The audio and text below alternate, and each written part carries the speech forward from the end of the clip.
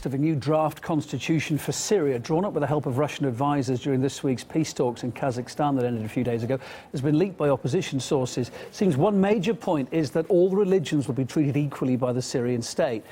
The draft outlaws discrimination as well on the basis of gender, language or religion. Furthermore, it calls for the word Arab to be dropped from the country's official name. The document goes on to stress the need for Syria's territorial integrity to be upheld and for Parliament's powers to be expanded. It also bars the Syrian military from involvement in politics. However, several opposition representatives are playing down this paper. They say they can't confirm all the points made. We discussed the principle of religious equality established in this draft with journalist Adel Darwish. This is what he had to say.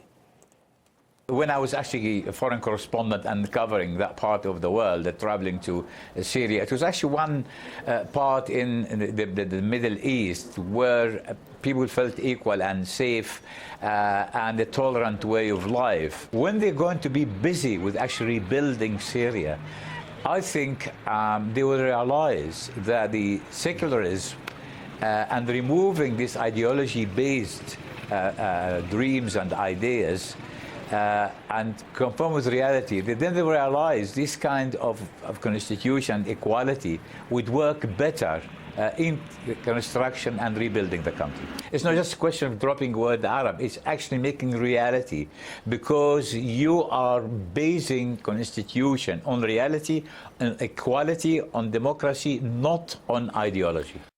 At a meeting of the Russian Foreign Minister in Moscow, the Syrian opposition members, they proposed setting up special working groups to discuss the constitution. They also spoke about their plans to try to form a united coalition. Sergey Lavrov went on to stress that a new Syrian constitution should indeed be the priority at those upcoming Geneva talks.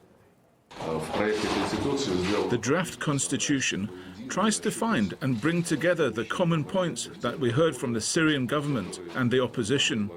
We are talking about a proposal transferred to the Syrian parties without any intention to impose anything. The Riyadh opposition group has been calling for several conditions to be observed to start the talks.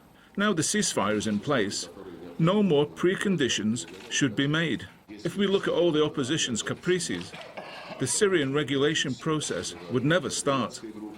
There is a significant restructuring of Syria that's envisioned here. The thing that I found also very striking is the equality that all citizens would have before the law, and you really wonder then how various anti-government groups like Mohammed al-Lusha's Jaish al-Islam will respond to that. I think it shows that there will be more of a balance of powers between the executive and the elected legislature.